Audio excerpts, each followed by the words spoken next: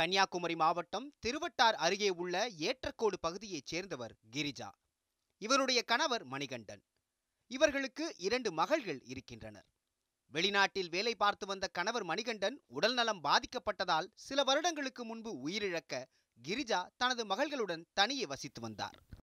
இந்த சமயத்தில்தான் அதே பகுதியைச் சேர்ந்த கட்டிட தொழிலாளியான ஜான்ரோஸ் என்பவர் கிரிஜாவுடன் பழகியதாக கூறப்படுகிறது. ஒரு கட்டத்தில் தன்னை திருமணம் செய்து கொள்ளுமாறு கிரிஜாவை ஜான்ரோஸ் கட்டாயப்படுத்தியுள்ளார். ஆனால் 2 மகள்களை நன்கு வளர்த்து ஆளாக்குவதே தன்னுடைய லட்சியம் என்று கூறிய கிரிஜா திருமணம் செய்து கொள்ள மறுத்துள்ளார். ஆனாலும் ஜான்ரோஸ் விடாமல் தொல்லை கொடுத்தே வந்துள்ளார். இதனால் மன உளைச்சலுக்கு ஆளான கிரிஜா திருவட்டாறு காவல் நிலையத்தில் கடந்த வருடம் புகார் கொடுத்தார். அது தொடர்பான வழக்கு நடைபெற்று வரும் நிலையில்தான் ஜான்ரோஸின் நடவடிக்கை அனைவரையும் அதிர்ச்சியில் உறைய வைத்துவிட்டது. கிரிஜா வீட்டிற்கு சென்ற ஜான்ரோஸ் தன்னை திருமணம் செய்து கொள்ளும்படி மீண்டும் அவரை கட்டாயப்படுத்தியுள்ளார். அதற்கு கிரிஜாவும் வழக்கம் போல் மறுப்பு தெரிவித்துள்ளார். இதனால் ஆத்திரமடைந்த ஜான்ரோஸ் தான் கொண்டு சென்ற ஆசிட்டை கிரிஜாவின் முகத்தில் வீசிவிட்டு தப்பினார். இதில் எரிச்சல் தாங்காமல் அலறி துடித்துள்ளார் கிரிஜா. அக்கம் பக்கத்தினர் அவரை மீட்டு ஆசாரிப்பள்ளம் அரசு மருத்துவமனையில் சிகிச்சைக்காக சேர்த்தனர்.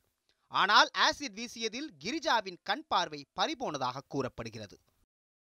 கல்யாணம் ஒன்றும் பண்ண மாட்டேன், எனக்கு பிள்ளை இருக்குது, 2 பொம்பளை பிள்ளைகளாகும், என்னை பிள்ளைகளை வளர்த்துக்கிட்டு இனி நான் இப்படியே இருந்துட்டு போகிறேன், எனக்கு கல்யாணம் ஒன்றும் வேண்டான்னு விரட்டி தள்ளும் போதும் பிரச்சனை பண்ணிட்டு இருந்தேன். அப்போ போலீஸ் கேஸ் கொடுக்கும் போதும் அங்கே ஆக்ஷன் ஒன்றும் எடுக்கல, இப்படி பிரச்சனை பண்ணியான்னு சொல்லும் போதும் அப்பமா ஆசிட் ஊற்றின்னு சொல்லிட்டு சென்னை வரைக்கும் ஒருத்தரும் ஒரு இதுக்குமே எடுக்கல. இவங்க வேலை செய்து பிள்ளைகளை கழிச்சு கூட்டிகிட்டு இருந்தாவ. இப்போ ஆசிட்டை தூக்கி மோத்திரோடி ஊற்றி இவங்க இப்போ ஆஸ்பத்திரியில் இருக்காவ. கிரிஜா மீது ஆசிட் வீசிவிட்டு தப்பிய ஜான்ரோஸை அப்பகுதியைச் சேர்ந்த சிலர் தீவிரமாக தேடினர்.